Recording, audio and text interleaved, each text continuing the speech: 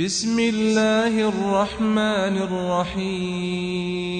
قرآني نبض حياتي، قرآني طهر ذاتي، قرآني عصمة أمري، قرآني طوق نجاتي. قرآني نبض حياتي، قرآني طهر ذاتي، قرآني عصمة أمري، قرآني طوق نجاتي. آيات الله حمتني، غمرتني بالبركات، تحفظني من همزات الشيطان ومن زلاتي. آيات الله حمتني، غمرتني بالبركات، تحفظني من همزات الشيطان ومن زلاتي. أعوذ بالله من الشيطان الرجيم. بسم الله الرحمن الرحيم. الحمد لله رب العالمين، وبه نستعين، وصلى الله على سيدنا محمد وعلى آله الطيبين الطاهرين وأصحاب الميامين المنتجبين. Alhamdulillah, pada malam hari ini kita kembali bersama-sama untuk melanjutkan pembahasan kita tentang adab-adab salat karya Imam Khomeini rahmatullah alaih. Sebelum kita memulai, ada baiknya sebagai penghormatan kita kepada Imam Khomeini rahmatullah alaih, dan merupakan satu tradisi dalam pencarian ilmu, kita mengirimkan surah Al-Fatihah kepada ruh mulia beliau. Al-Fatihah. A'udzubillahi minasyaitonirrajim. Bismillahirrahmanirrahim. Alhamdulillahi rabbil alamin, arrahmanirrahim, maliki yaumiddin, iyyaka na'budu wa iyyaka nasta'in, ihdinas siratal mustaqim, siratal ladzina an'amta 'alaihim ghairil maghdubi 'alaihim waladdallin. Allahumma shalli ala Muhammad wa ali Muhammad. Allahumma shalli ala Muhammad wa ali Muhammad. Allahumma shalli ala Muhammad wa ali Muhammad. Pada malam ini kita memasuki pasal kedua dari kitab adab-adab salat ini, yaitu tentang tingkatan-tingkatan makam ahli suluk.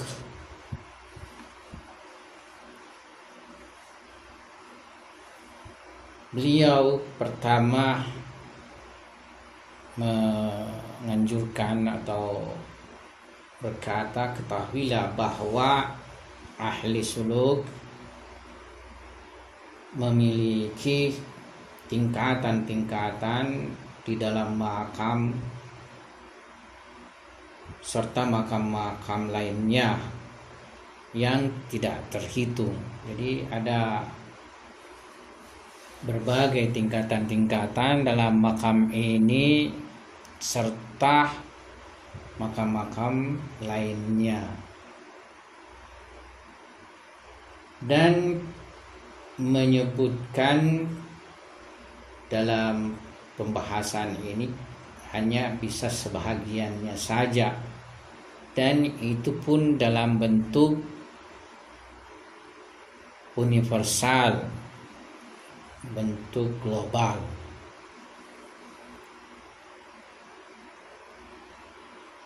Adapun mencakupi seluruh sisi-sisi dari seluruh tingkatan-tingkatan, ya ini bukan menjadi tugas di dalam penulisan kitab ini,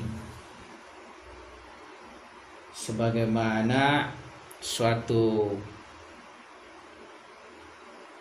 ini merupakan hadis yang dinisbahkan kepada Nabi Shallallahu Alaihi Wasallam dan sangat masyhur, at-turuku ilallahi bi adadi anfasil khalaiki.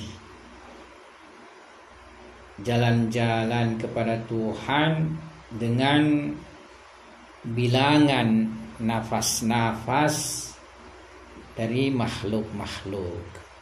Jadi sedemikian banyaknya, sedemikian luasnya jalan-jalan menuju Tuhan, sampai-sampai seperti ya bilangan napas-napas ciptaan. Salah satu dari tingkatan itu adalah tingkatan ilmu. Jadi ilmu ini memang merupakan paling dasar daripada tingkatan perjalanan. Sebab perjalanan selanjutnya mesti diterangi dengan ilmu. Ya, jadi pertama pun dari suatu keyakinan, dari suatu amalia praktis, itu mestilah dilandasi dengan ilmu. Apa istilahnya, menjadi asas dari semuanya adalah ilmu. Dan itu sebagaimana di dalam suluk ilmi dan burhan filsafat telah tertetapkan terkait kehinaan ubudiyah, kerendahan ubudiyah, dan ketinggian serta kemuliaan rububiyah. Dan ini merupakan salah satu inti dari inti-inti ma'rifat yang secara jelas dibahas di dalam ilmu-ilmu tinggi, diantaranya hikmah muta'aliyah, filsafat hikmah muta'aliyah, filsafatnya Mulla Sadra, suatu filsafat yang sekarang ini merupakan paling sempurnanya filsafat Islam.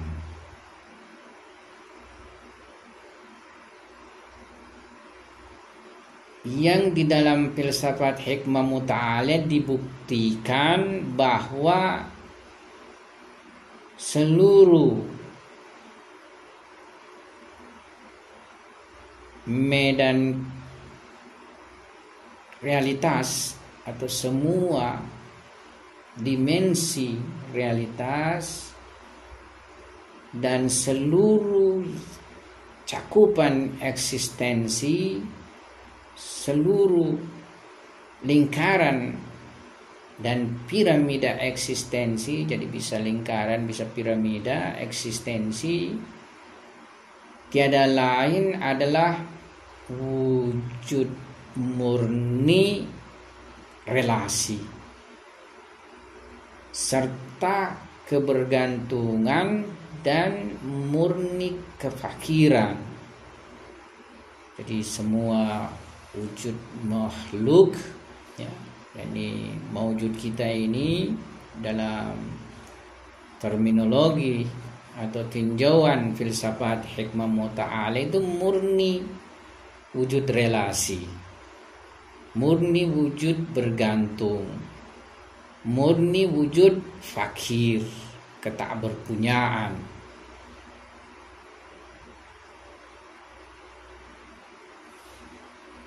Sementara keagungan dan ketinggian serta saltanah, kekuasaan itu terkhusus terhadap zat suci kibria,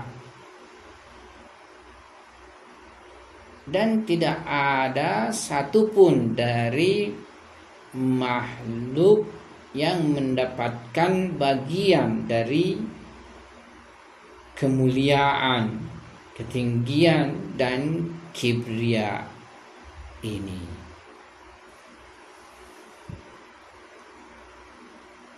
Sementara kerendahan serta kehinaan ubudiyah dan kefakiran itu dari dimensi setiap mawjud adalah tetap, ya, dan di wilayah hakikat mereka atau pada hakikat mereka. Hakikat setiap sesuatu tiada lain yaitu kehinaan dan kerendahan ubudiyah serta kefakiran. Sebenarnya ini berasas dari sebuah argumen filsafat irfani. Semua teolog, semua filosof menyatakan bahwa wujud Tuhan itu tak terbatas.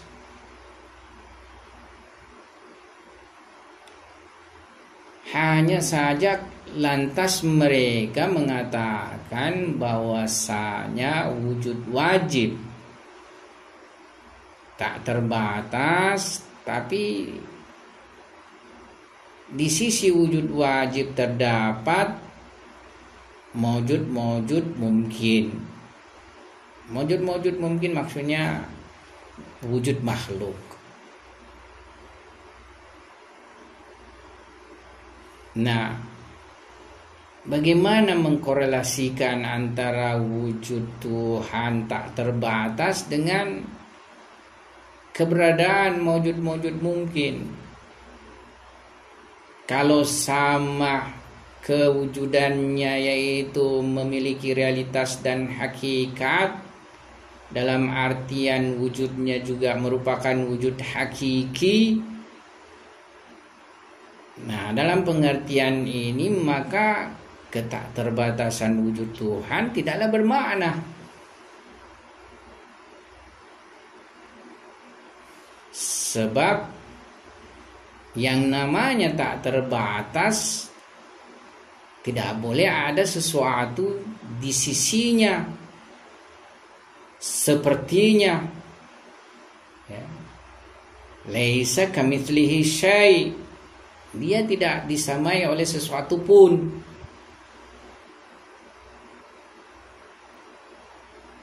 Karena apabila ada sesuatu serupa di sisinya dari segi kewujudan, yakni memiliki kehakikian dari aspek kewujudan, itu tiada lain membatasi kewujudannya yang tak terbatas,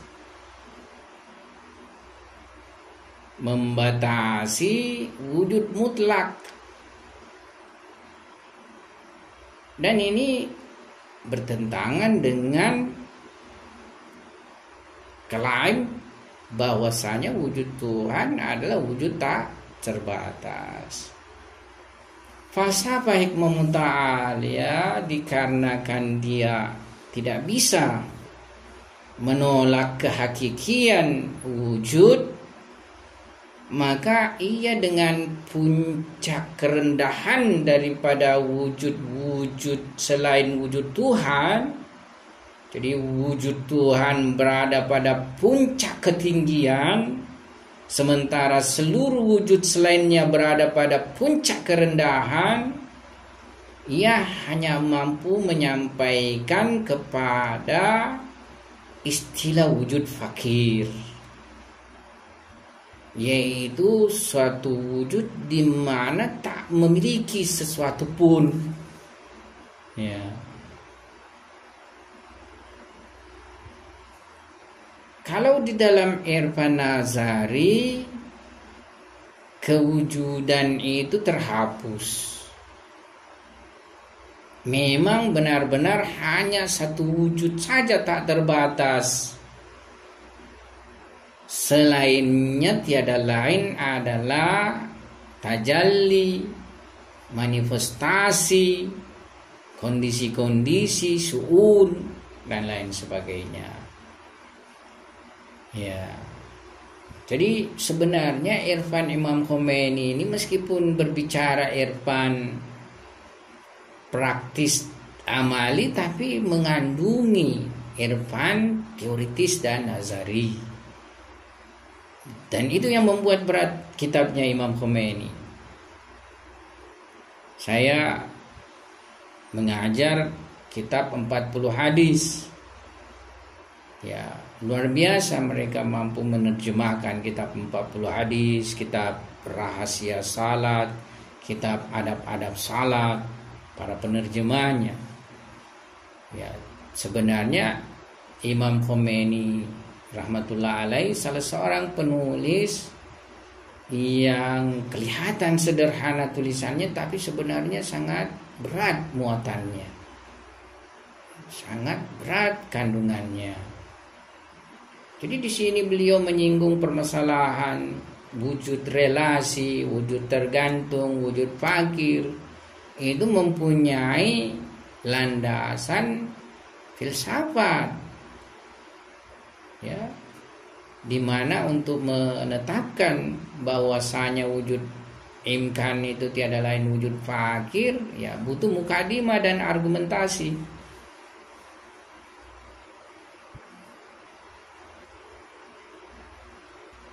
Hakikat irfan dan syuhud serta hasil riyadah, hasil mujahadah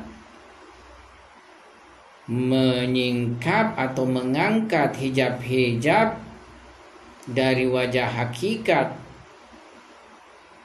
dan memberi penglihatan kerendahan serta kehinaan ubudiyah serta asli kefakiran bagi wujud makhluk.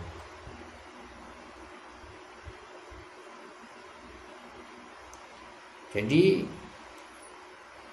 hasil daripada riyadah, hasil daripada mujahadah, hasil daripada sair suluknya urafa menyingkap dan mengangkat hijab-hijab.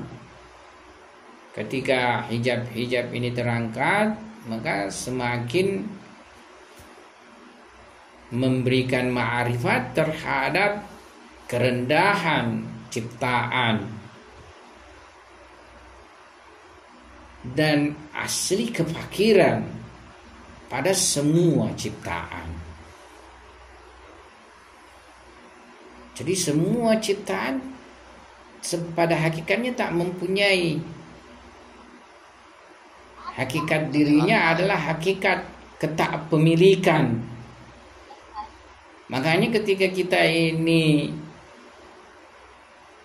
masih dalam ruang lingkup merasa mempunyai dan memiliki, ini kita belum sampai pada hakikat kerendahan ubudiyah. Karena masih ada inniyah dan ananiyah pada diri kita. Ya. Jadi kalau kita ini masih melihat diri kita pemilik, apapun bentuknya, itu belum berarti kita sampai kepada ma'rifat kerendahan ubudiyah serta ma'rifat ketinggian rububiyah.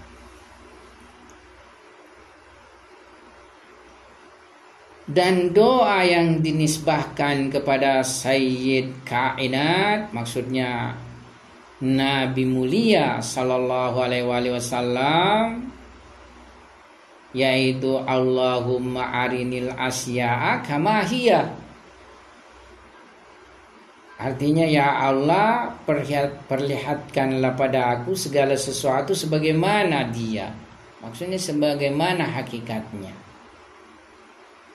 Mungkin mengisyaratkan kepada makam ini, yakni permohonan penyaksian zillah ubudiyah, kerendahan ubudiyah yang melazimkan penyaksian izzu rububiyah, yaitu keagungan dan kemuliaan rububiyah.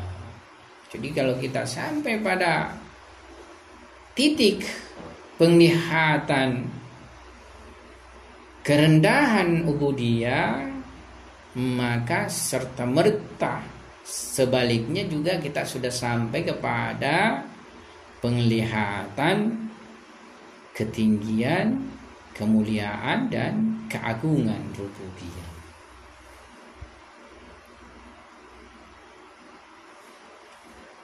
Jadi apabila salik dengan langkah suluk ilmiahnya,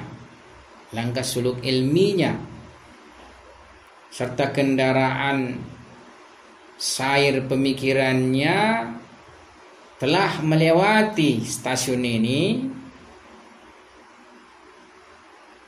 maka ia pada hakikatnya telah musafir jalan ubudiyah.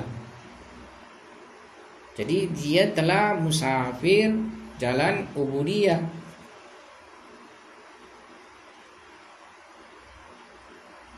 Di dalam musafir jalan ubudiyah, ya perlu tadi landasannya, yaitu dengan suluk ilmi dan kendaraan pemikiran. Ya, jadi kita ini tidak boleh dalam berbagai permasalahan tidak dilandasi dengan akal. Di dalam suatu riwayat dari Imam Ja'far Shadiq, beliau berkata, al-aqlu ma'ubida bihir rahman waktu siba bihil jinan. Jadi akal itu tiada lain yang akan membawa kita penyembahan kepada Tuhan, serta usaha untuk mendapatkan surga. Nah, Islam dengan berbagai ayat suci Al-Quran senantiasa memposisikan akal sebagai suatu instrumen untuk bisa mendapatkan hidayah. Inna fi khalqis samawati wal ard wa ikhtilafil laili wan nahar la ayatil liulil albab. Wa ma, ya istilahnya tiadalah mengetahui kecuali orang-orang berakal.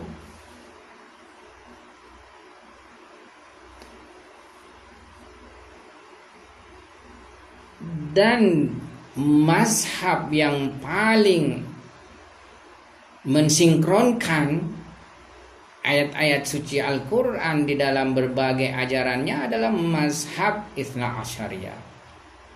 Di dalam kitab Al-Kafi terdapat riwayat terkait masalah akal.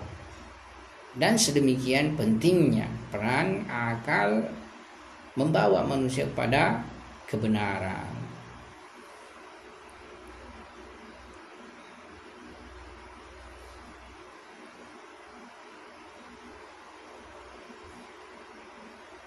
Jadi kalau manusia sudah berjalan pada jalan ubudiyah dengan langkah suluk ilmi serta kendaraan perjalanan dengan pikiran, pada hakikatnya ia sudah berada pada hijab-hijab ilmu.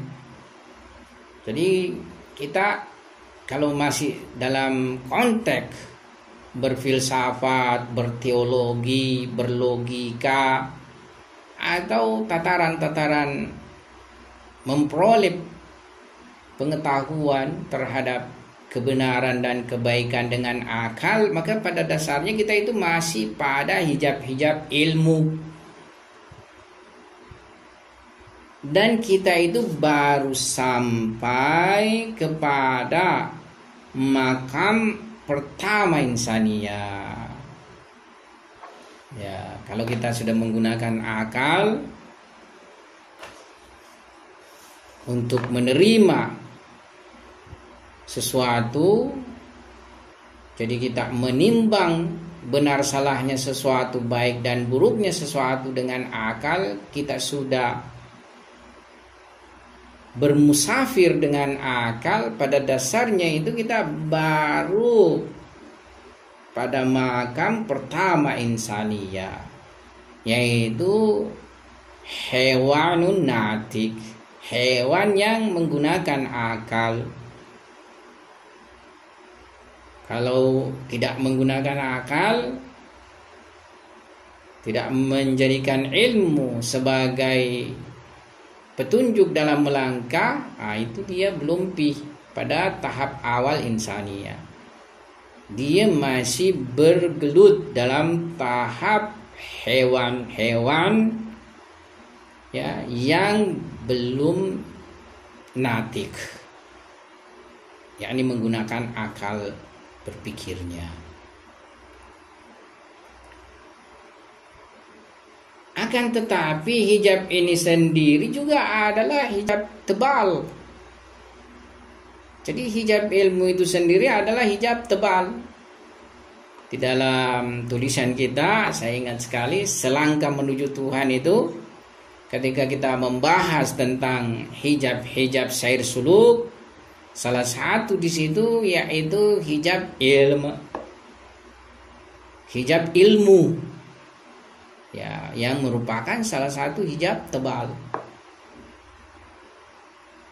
yang mana para ulama mengatakan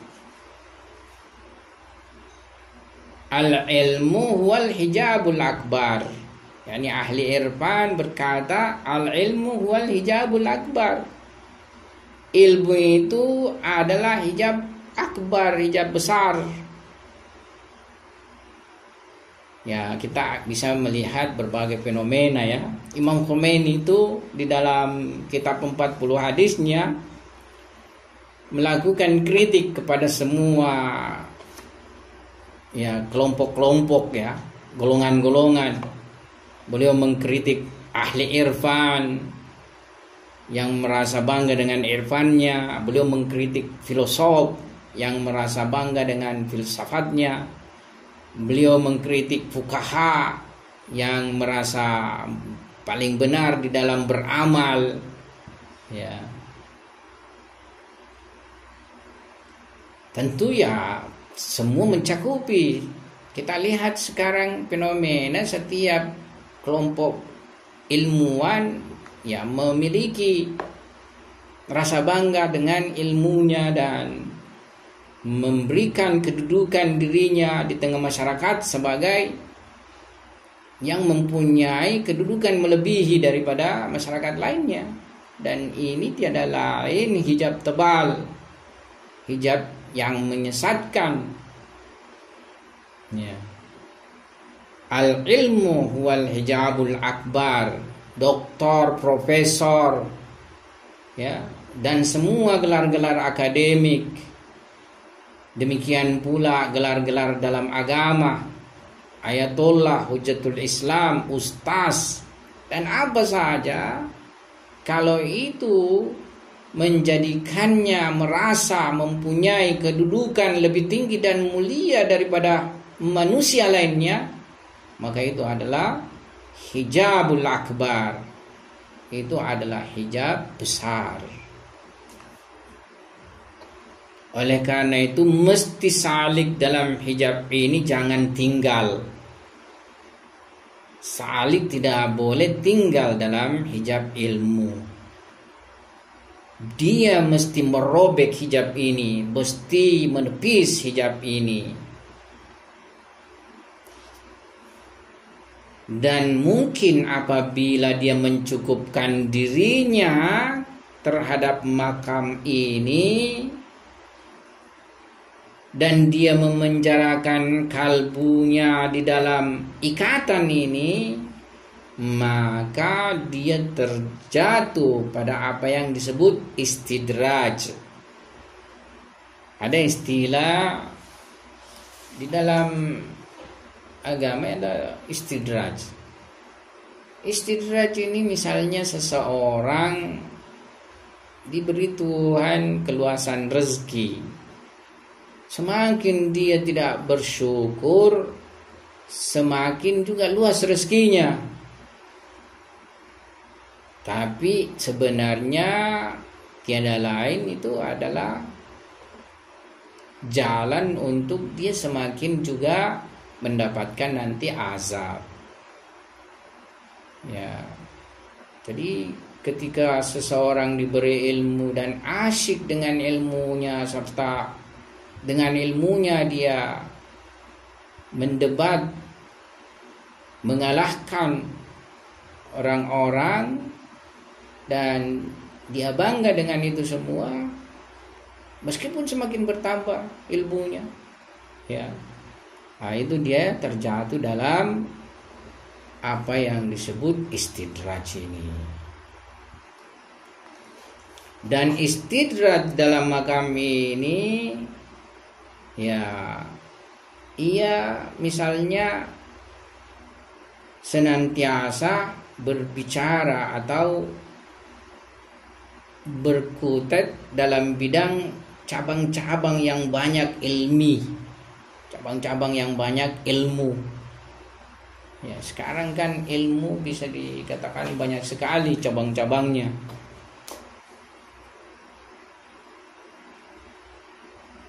Ilmu sekarang karena demikian perkembangannya, sedemikian majunya, ya biasanya kita hanya bisa satu ilmu saja menekuninya. Makanya muncullah misalnya setiap jurusan, disiplin dari satu cabang ilmu. Ya. Di ilmu agama juga seperti itu sekarang ini. Ada misalnya disiplin, ada misalnya takhassusi, istilahnya takhassusi ilmu kalam, takhassusi ilmu fikhi, takhassusi ilmu filsafat, takhassusi ilmu tafsir, takhassusi ilmu sejarah, dan lain sebagainya. Ya, ini dengan keluasannya ilmu ini kita tidak bisa misalnya mencakupi atau memperoleh sama-sama luas dan dalamnya ilmu tersebut. Ya, jadi mesti misalnya salah satu diantaranya menjadi takhassus atau keahlian. Ya. Tapi ulama-ulama sebelumnya karena mungkin belum sedemikian berkembang ilmu dan luas, mereka misalnya ya ahli dalam berbagai ilmu tersebut, ahli dalam ilmu kalam, ilmu filsafat, ilmu tafsir, ya, dan lainnya. Dan dia misalnya masih di dalam kondisi senantiasa pikirannya itu menjelajah untuk membangun argumen-argumen burhan dalam tujuan ini atau bagi tujuan ini, dan dia mahrum dari stasiun-stasiun lain. Mahrum artinya dia tidak mendapatkan bahagian dari makam-makam dan stasiun-stasiun lain. Jadi sibuk dengan pikiran, sibuk dengan menelaah ilmu, argumentasi dan lain sebagainya.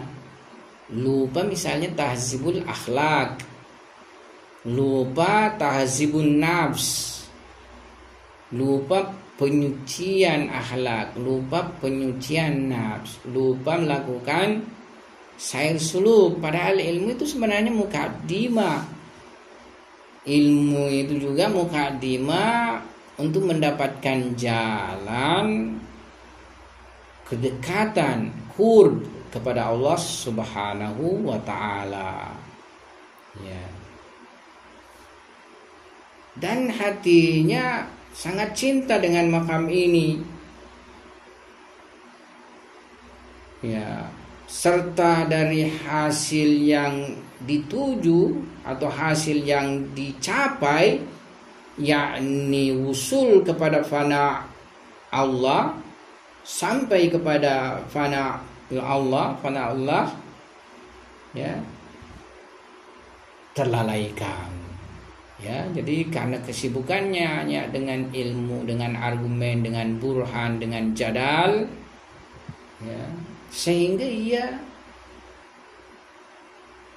istilahnya tidak bisa mencapai yang dicari, hakikat yang dicari, yaitu usul ila fana'illah.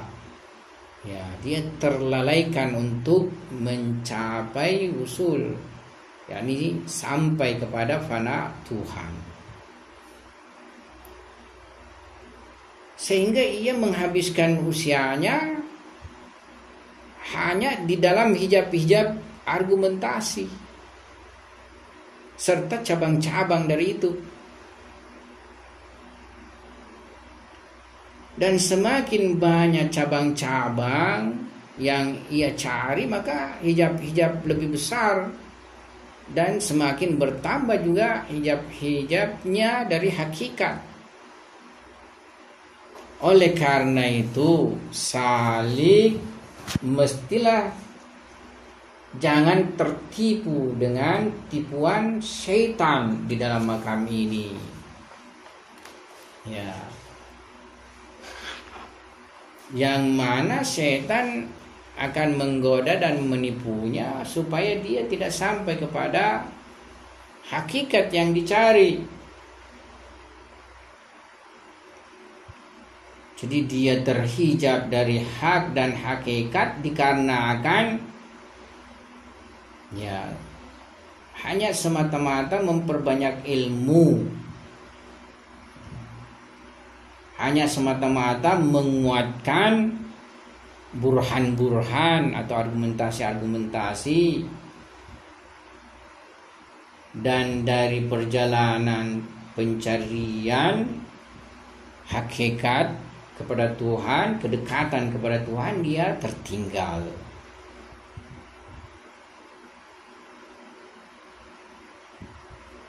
Ya, jadi dia istilahnya dari kesungguhan dan keseriusan dalam pencarian tujuan menjadi lalai, dan dia tidak menyampaikan dirinya kepada makam lain, yaitu dalam hal ini makam kedua.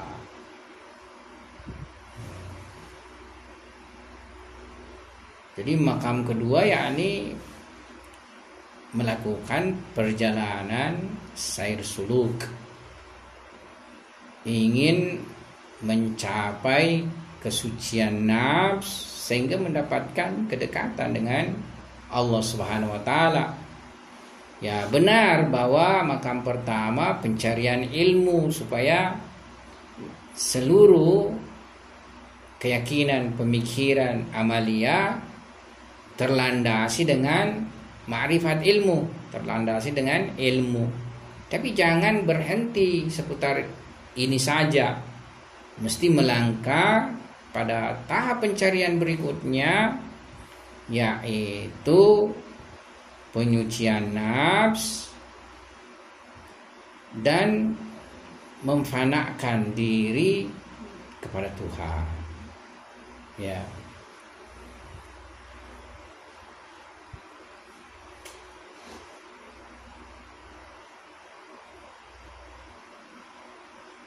Nah, namun seseorang yang sedemikian ia merasakan ya kekuatan akal, kekuatan burhan serta suluk ilmu, dan menuliskan kalam akalnya pada lembaran-lembaran kalbunya, sehingga menyampaikan ia kepada hakikat kerendahan ubudiyah dan keagungan rububiyah. Jadi dia menyampaikan hakikat kerendahan ubudiyah dan kemuliaan rububiyah kepada kalbunya, sehingga dia terlepas dari ikatan-ikatan dan hijab-hijab ilmiah, di mana beliau di dalam tulisan ini mengatakan bahwa nanti akan mengisyaratkan makam ini dalam waktu yang dekat, insya Allah. Ya, maksudnya mungkin pembahasan berikutnya.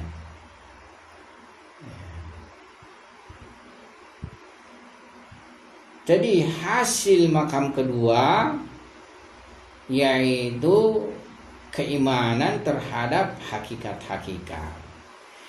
Ya, beliau di dalam berbagai penjelasan tentang ilmu dan iman itu memisahkan ilmu dan iman.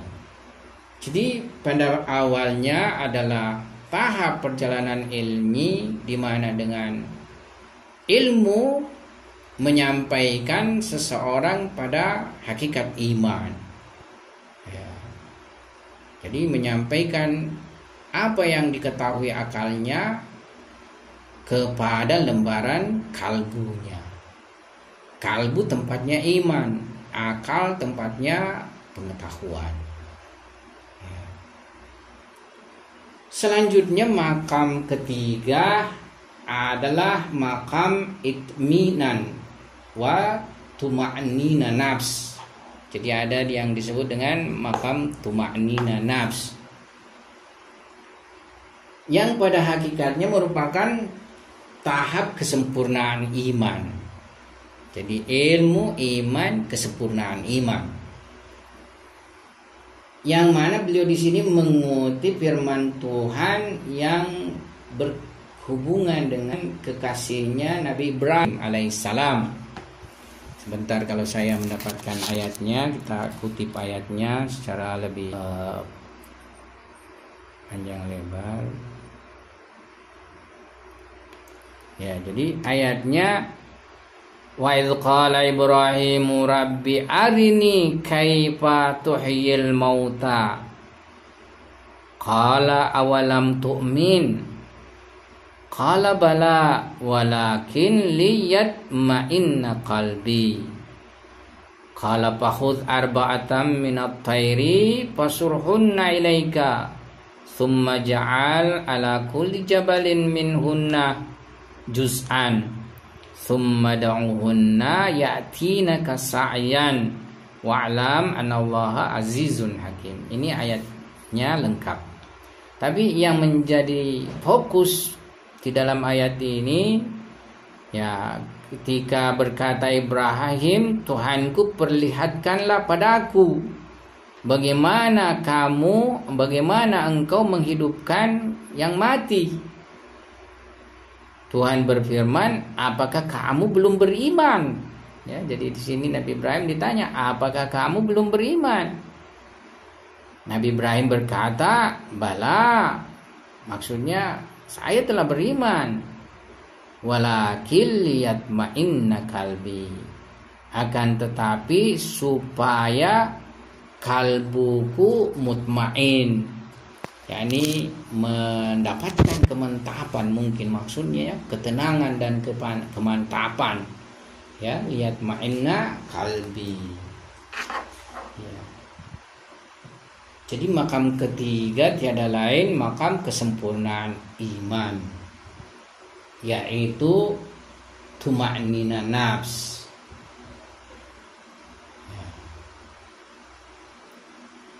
Dan makam keempat adalah makam penyaksian.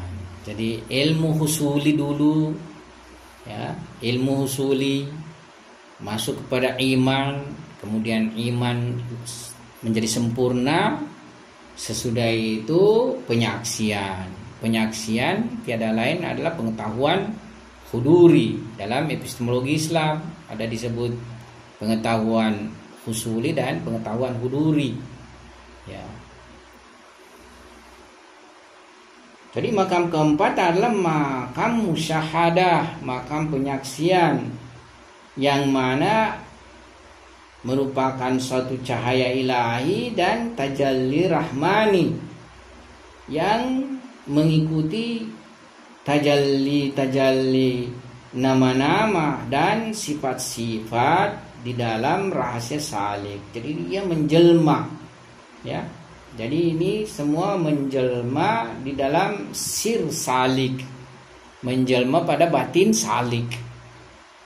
Jadi penyaksian tersebut memancar dan menjelma pada sir salik, yakni batin salik, serta mencahayai seluruh kalbunya dengan cahaya penyaksian. Nah, dalam makam ini juga terdapat derajat-derajat. Jadi sebenarnya itu kalau dibagi secara pokok ada 7 juga perjalanan yang digambarkan oleh Fariduddin Al-Attar. Ada perjalanan 7 kota, 7 kota cinta. Pertama perjalanan tabiat, kedua perjalanan akal, ketiga perjalanan kalbu, keempat perjalanan ruh, kelima perjalanan sir atau makam sir, ya. Jadi kelima makam sir, dan keenam ada lagi yang diistilahkan khafi, makam khafi. Ketujuh yaitu makam, ya, lah, makam.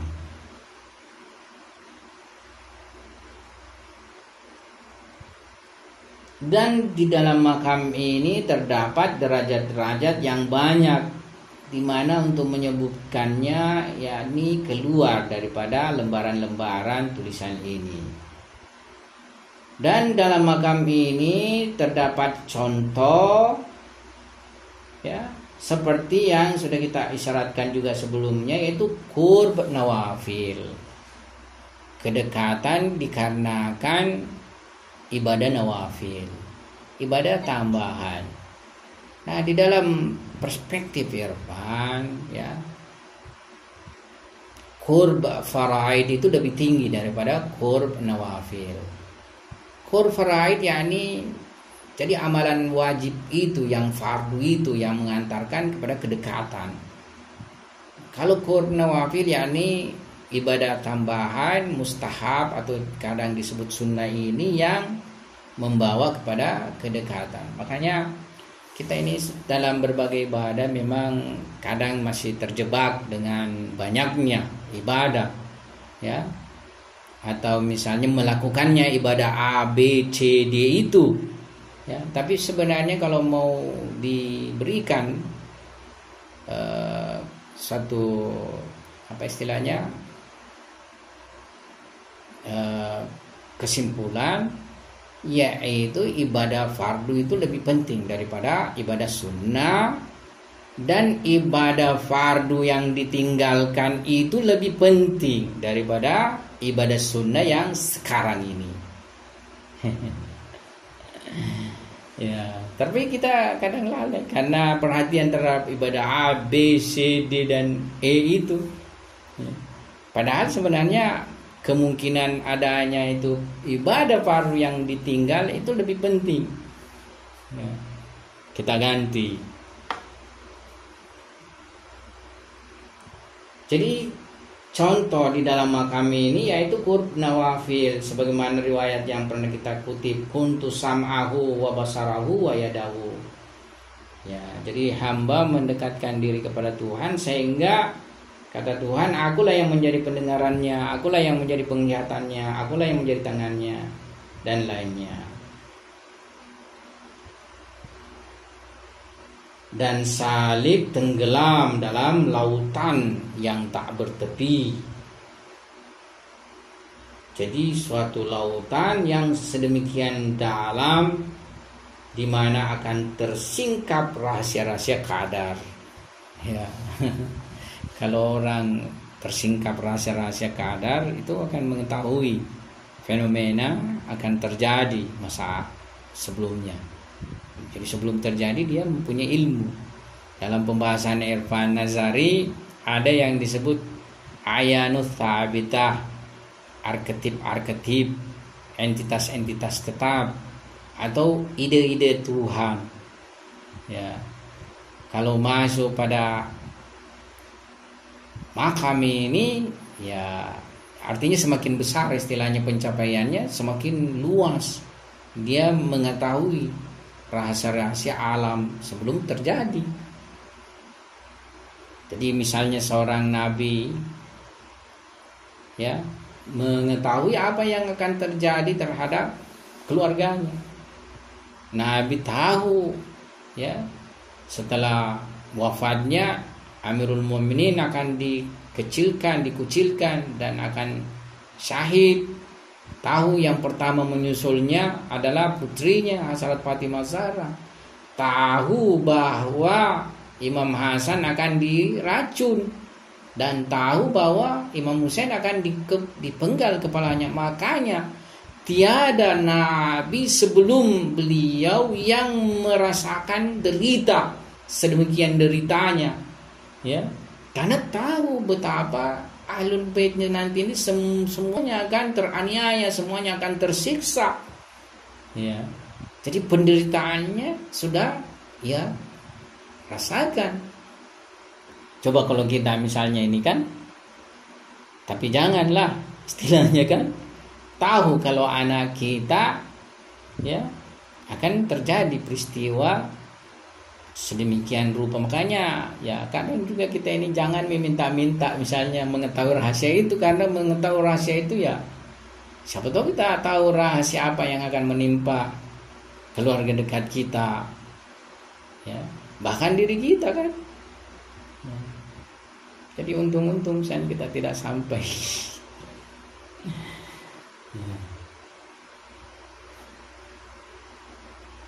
Dan masing-masing dari setiap makam-makam ini terdapat istidraj khusus, di mana kalau salik misalnya mengkhususkannya, maka dia akan mendapatkan kehancuran besar. Jadi salik mestilah dia lepas dari semua makam-makam ini. Salik mestilah lepas dari anania dan innia. Salik haruslah lepas dari memandang dirinya, ego, ya, yang merupakan sumber kebanyakan kerusakan, terutama dan khususnya bagi salik. Itu akan merusak dirinya. Dan insya Allah nantinya akan diisyaratkan terkait tema dan matlab ini, insya Allah. Ya, saya pikir ngaji kita malam ini cukup sampai di sini, ya. Insya Allah kita akan melanjutkan pada pertemuan akan datang tentang menjelaskan khusyuk, ya. Jadi kita mesti memahami khusyuk supaya bisa mencapai khusyuk salah. Kada aflahal mu'minun, ya, apa itu? Ya, ini ada itu yang khashi'in, ya. Saya lupa, kalau saya itu mau mengutip ayat kadang lupa, ya. Sekian, wabillahi taufiq wal hidayah. Assalamualaikum warahmatullahi wabarakatuh. قرآني طهر ذاتي، قرآني عصمة أمري، قرآني طوق نجاتي.